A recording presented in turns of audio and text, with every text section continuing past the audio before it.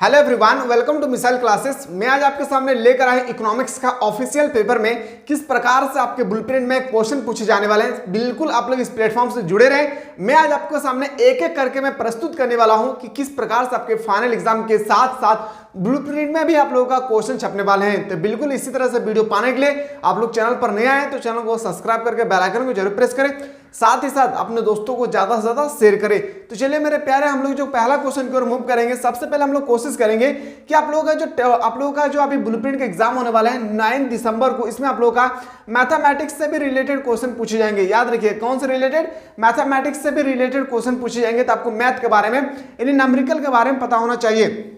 जैसे मैं बात करूं आप लोगों का कि ऑब्जेक्टिव प्रश्न के साथ साथ आप लोगों को यह भी पता होना चाहिए कि किस तरह से हम लोगों के पेपर में न्यूमेरिकल, याद रखिएगा, न्यूमेरिकल का क्वेश्चन छपने वाले हैं। तो मैथमेटिक्स से रिलेटेड अगर कोई क्वेश्चन आए तो बिल्कुल आप लोग टेंशन ना ले, मैं सारा वो मैथ का वो क्वेश्चन आप लोगों को प्रोवाइड करने की कोशिश करूंगा जो आपके फाइनल एग्जाम में डायरेक्टली छपने वाले हैं।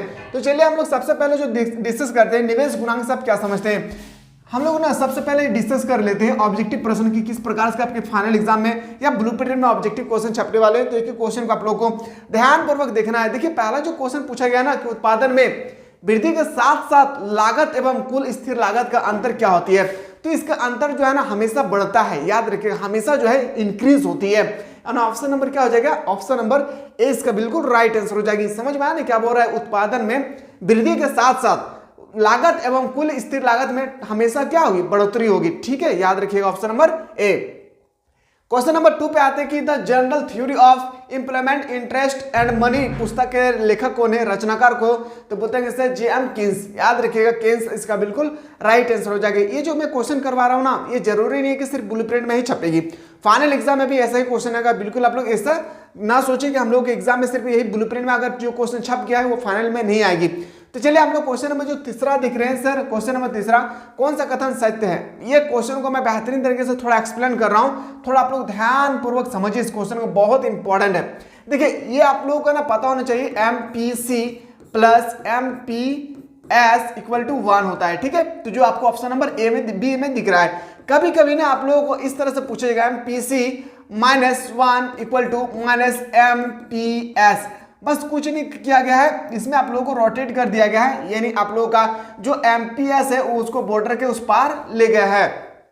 आपसे ये क्वेश्चन और एक तरीका से आपसे पूछा जा सकता है, किस प्रकार? तो समझिए, पूछा जाएगा कि MPS -1 इक्वल टू -MPC। याद रखिएगा, इस तरह से ना रोटेट करके आपसे पूछे जाएंगे। तो बिल्कुल आप लोग घबराना नहीं है, सिर्फ आपको एक बात याद रखना है, क्या? कि MPC plus MPS equal to 1 होता है। तो इसका मतलब है अगर आपके बॉर्डर के इस पार लाएंगे, ये प्लस में है तो इधर आके माइनस में हो जाएगी। आप लोगों को अच्छी तरह से मैथ आता होगा। ठीक है, चलिए अगला प्रश्न पे आते हैं सर। क्वेश्चन नंबर नेक्स्ट की किन्स विचारधारा के अंतर्गत आय के संतुलन का निर्धारण निम्न में से कौन है? तो बताएंगे सर इनमें से होगी, याद रखिएगा, C plus S equal to C plus 1। यानी ऑप्शन नंबर क्या आ जाएगी? ऑप्शन नंबर बोलेंगे sir, option number C is the correct answer हो जाएगी। इकोनॉमिक्स से रिलेटेड या कोई भी सब्जेक्ट से रिलेटेड आप लोग और भी इंपॉर्टेंट क्वेश्चन पाना चाहते हैं तो बिल्कुल आप लोग इस प्लेटफॉर्म से जुड़े रहिएगा।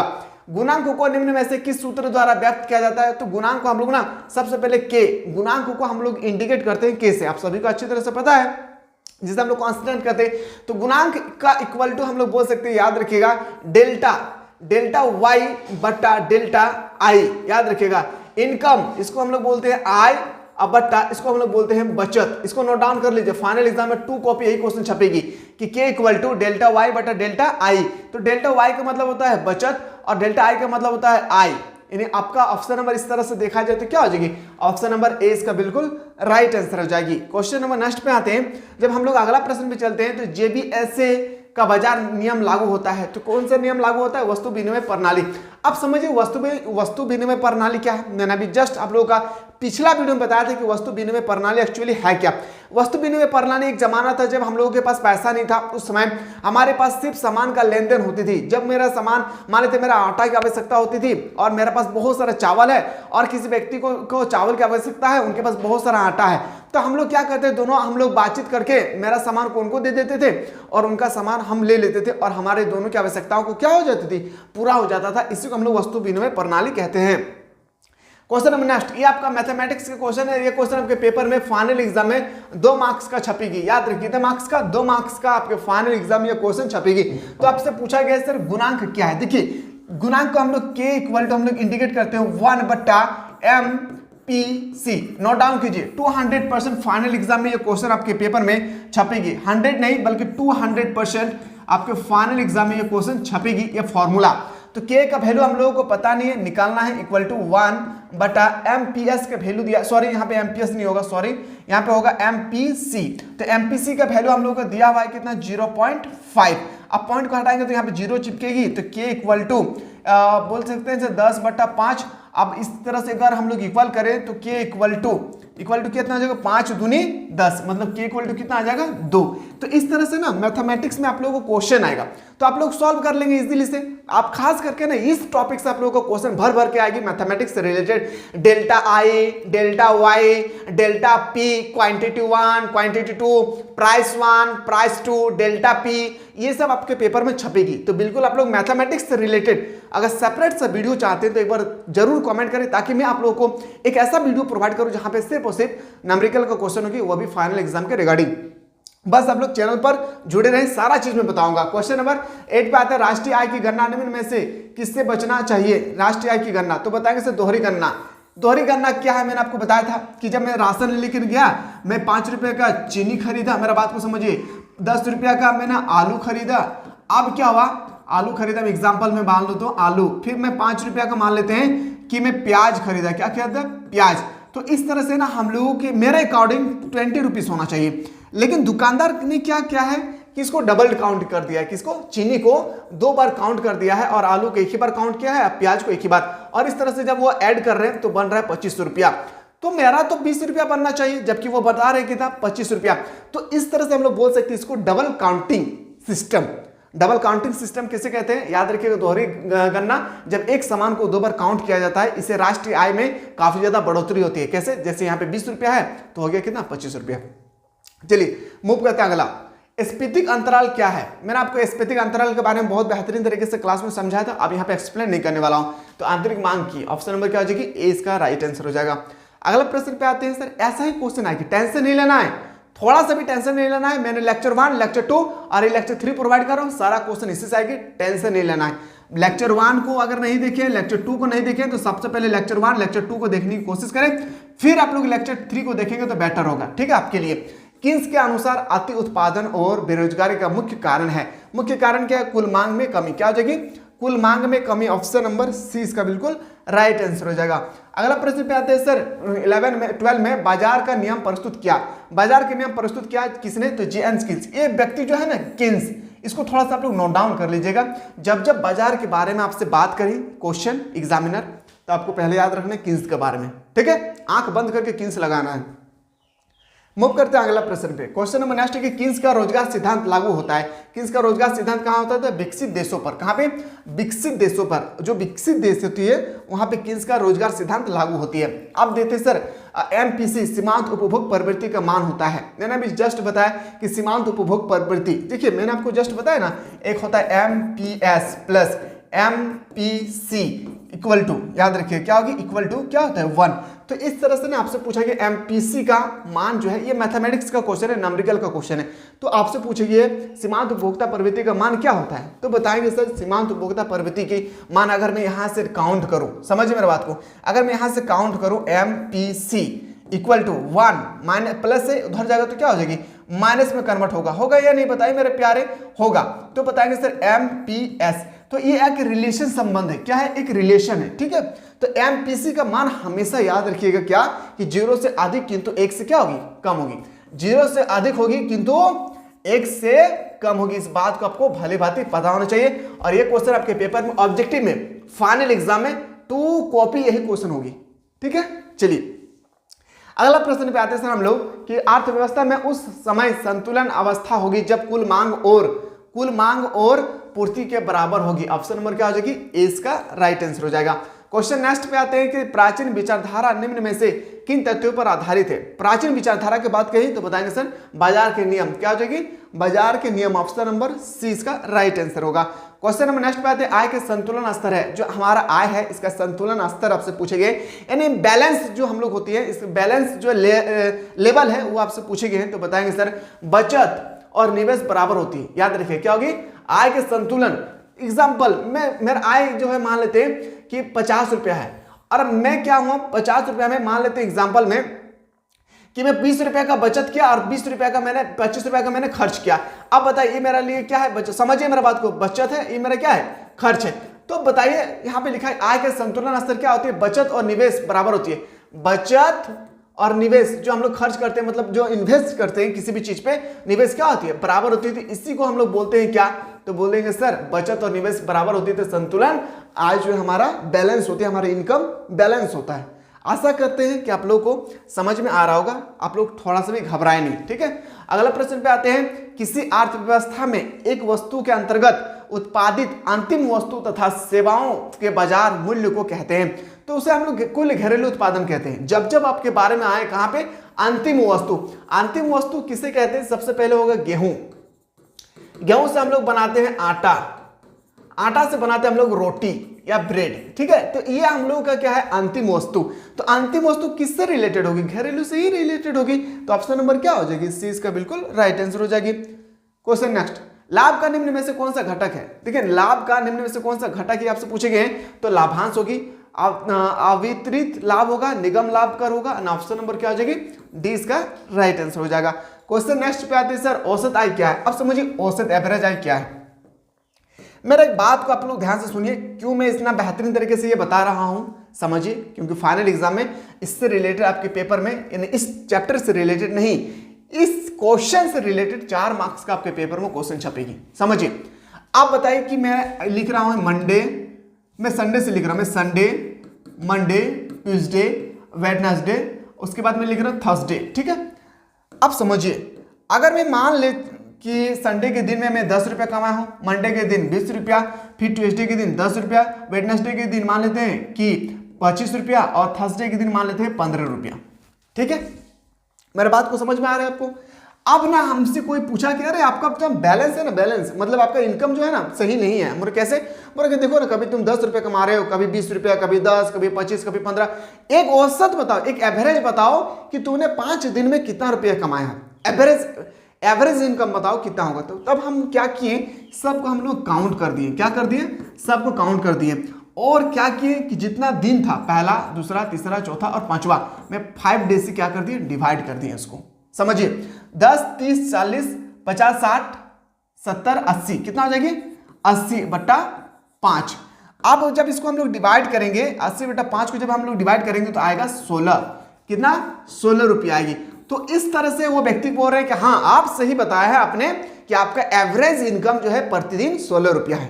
तो यही क्वेश्चन ना आपसे यहाँ पे पूछेगी। ये जो मैं क्वेश्चन बताया हूँ ये फाइनल में आपसे पूछेगी, लेकिन यहाँ पे ये जो क्वेश्चन है यहाँ पे आपसे पूछे गए हैं कि किस तरह से औसत आय हम लोग निकालते हैं, ये आपसे पूछे गए हैं। देखिए औसत आय को हम लोग निकालने का क्या होता है, समझिए इसका विधि होता है टोटल रेवेन्यू। टोटल रेवेन्यू मतलब टोटल इनकम, जितना मैंने हम लोगों ने इनकम किया, बटा क्वांटिटी। यहाँ पे क्वांटिटी, जैसे मैंने यहाँ पे डे काउंट किया, दिन, ठीक है, यहाँ पे क्वांटिटी होगी। क्वांटिटी मतलब जैसे मान लेते हैं कि 10 रुपये का मैं 10 रुपये का कोई आलू खरीदा, 20 रुपये का चीनी, 10 रुपये का तेल, 50 रुपये का 25 रुपये का साबुन और 15 रुपये का मान के चलते कोलगेट। तो मेरा आर्टिकल की संख्या कितना हुई? 5 आर्टिकल। तो क्वांटिटी इसी को बोलते हैं हम लोग। तो ये फॉर्मूला क्रिएट होता है आपका। आप फाइनल एग्जाम में ना यही से ये क्वेश्चन पूछा जाता है कि औसत आय का फॉर्मूला क्या होता है। तो टोटल रेवेन्यू, याद रखिएगा, टोटल रेवेन्यू TR बटा क्वांटिटी। आपको ये अच्छी तरह से याद कर लीजिए, फाइनल एग्जाम में यहां से ये क्वेश्चन छपेगी और इस तरह से आपको बना के दिखाना होगा। अगर आप अच्छी तरह से क्वेश्चन को समझ गए हैं तो 4 मार्क्स आपको फाइनल एग्जाम में यहां से मिल जाएगी। आशा करते हैं कि आप लोगों को मेरे बातों को पहले से आप लोगों को समझ में आ रहा होगा। किन्स के अनुसार, किन्स किससे रिलेटेड है? बाजार से। किन्स के अनुसार अर्थव्यवस्था में आय एवं रोजगार का संतुलित स्तर स्थापित होता है, जहां क्या होता है, बोलेंगे सर AD = AS। याद रखिएगा, AD = AS। और ये क्वेश्चन आपके फाइनल 2024 के एग्जाम में ये क्वेश्चन आपके पेपर में छपेगी। याद रखिए क्या होगी? Sorry, option number option number आपका सी इसका राइट आंसर हो जाएगा। फाइनल में ये क्वेश्चन आपके पेपर में 200% छप रहा है। चालू खाते निम्नलिखित में कौन सी मदें हैं? चालू खाते में बताएंगे sir option number D. Option number D is the correct answer हो जाएगी। क्वेश्चन नेक्स्ट है कि पूंजी खाते के अंतर्गत निम्नलिखित में से किसे शामिल किया जाता है पूंजी खाते में? तो पूंजी खाते में हम लोग शामिल करते हैं सरकारी सौदे, निजी सौदे, विदेशी प्रत्यक्ष विनिमय। ऑप्शन नंबर क्या आ जाएगी? डी इसका राइट आंसर हो जाएगा।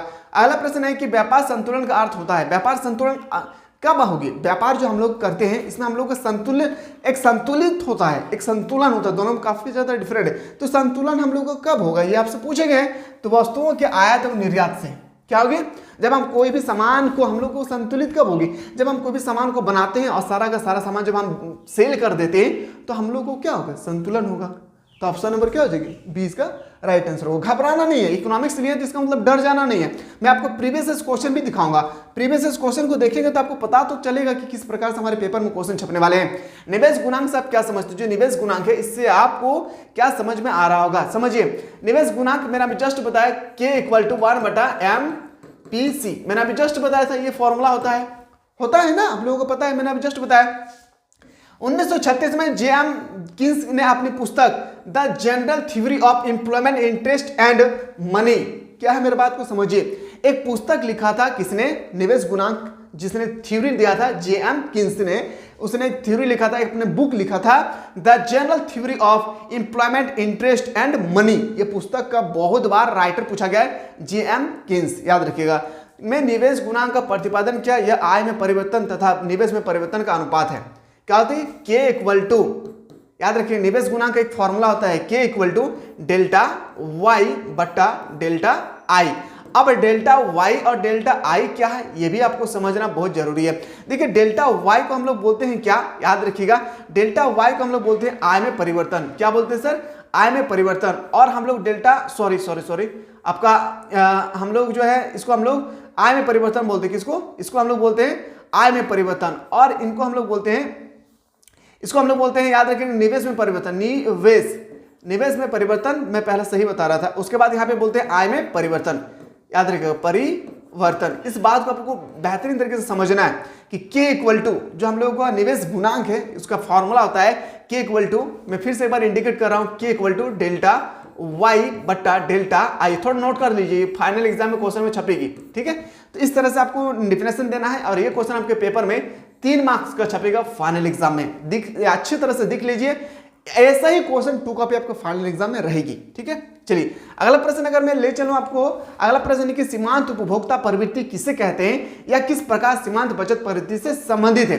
देखिए, सबसे पहले MPC marginal personality to consume, उपभोग में परिवर्तन तथा आय में परिवर्तन के अनुपात को सीमांत उपभोग प्रवृत्ति कहते हैं। इस तरह से आपको याद रखना क्या कि उपभोग में परिवर्तन, यानी हम लोग जो उपभोग करते हैं कोई भी आर्टिकल का, उपभोग में परिवर्तन बटा आय में परिवर्तन के अनुपात क्यों सीमांत उपभोग प्रवृत्ति कहते हैं। क्या कहते हैं? सीमांत उपभोग, इसे हम लोग प्रवृत्ति कहते हैं तथा इसे C से दर्शाया जाता है। इसे हम लोग किससे दर्शाते हैं? C से हम लोग दर्शाते हैं। जैसे देखिए, MPC = डेल्टा C बटा डेल्टा Y। याद रखिए क्या होगी? डेल्टा C बटा डेल्टा Y, जहां C याद रखिए डेल्टा C = क्या होता है? C2 - C1 उपभोग में परिवर्तन, और डेल्टा Y का मतलब होता है Y2 - Y1 आय में परिवर्तन। और ये जो यहाँ पे आप लोग 2 सेंटेंस देख रहे हैं, ये आपका फाइनल एग्जाम में यहाँ से मैथमेटिक्स से क्वेश्चन नंबरिकल में पूछेंगे। जब मैं आप लोगों का नंबरिकल का क्वेश्चन आप लोग अगर चाहते हैं सर हम लोग इंटरेस्ट रखते नंबरिकल से रिलेटेड क्वेश्चन करने के लिए, तो आप लोग बताएंगे, मैं आप लोग यहाँ से नंबरिकल कैसे क्रिएट होगी फाइनल एग्जाम के रिगार्डिंग मैं वो भी आप लोगों को प्रोवाइड करने की कोशिश करूंगा, ठीक है। देखिए, MPC का मान हमेशा 0 से अधिक तथा 1 से कम होगी। मैंने अभी जस्ट बताया कि 0 से अधिक होगा लेकिन 1 से कम। किसका मान? MPC का मान, ठीक है। सीमांत उपभोग प्रवृत्ति यानी MPC तथा सीमांत बचत प्रवृत्ति MPS के बीच संबंध, ये संबंध बहुत बार पूछा गया आपके एग्जाम में और इसको आप लोग जल्दी से अपने कॉपी पे नोट डाउन कर लीजिए। मैंने अभी जस्ट बताया इसको, मैंने आप लोगों को अभी जस्ट बताया कि MPC + MPS = 1, MPC = 1 - MPS, मैंने अभी जस्ट बताया। और इसको आप लोग लिख के रख लीजिए मेरे लाल, 2024 के पेपर में ऑब्जेक्टिव में छपेगी ये क्वेश्चन। जब मैं कह रहा हूं तो मतलब छपेगी इस क्वेश्चन को, ठीक है। चलिए अगला प्रश्न पे आते हैं सर। अगला क्वेश्चन है कि सामूहिक मांग क्या है? एग्रीगेट डिमांड क्या है? इसका अभिप्राय समाज द्वारा मांगी गई समस्त वस्तुओं एवं सेवाओं की मांग से है या दी गई समय अवधि में एक अर्थव्यवस्था से एक अर्थव्यवस्था में मांगी गई सभी वस्तु एवं सेवाओं की मांग को सामूहिक मांग कहते हैं। सामूहिक मांग से रिलेटेड अगर क्वेश्चन आएगा तो इस तरह से बनाना है। अब बात करते हैं सर आंसर की। अगर फाइनल एग्जाम में आप लोग टॉप पोजीशन पे आना चाहते हैं तो उसके लिए आप लोगों को कुछ नहीं करना है, जल्दी से जाए प्ले स्टोर को ओपन करें और सर्च करें मिसाइल क्लासेस के ऐप को। याद रखिए क्या सर्च करना है, प्ले स्टोर में जाएं और सर्च करें मिसाइल क्लासेस के एप्लीकेशन को, और डाउनलोड करने के बाद अपने मोबाइल नंबर से वेरिफिकेशन कर लेना है और आप लोग बेहतरीन तरीके से वहां पे कोई भी क्लास से रिलेटेड है अच्छी तरह से वहां पे जाकर तैयारी कर सकते हैं, जहां पे आप लोग को प्रतिदिन सिलेक्टेड क्वेश्चन प्रोवाइड किया जा रहा है। मिलते हैं नया वीडियो।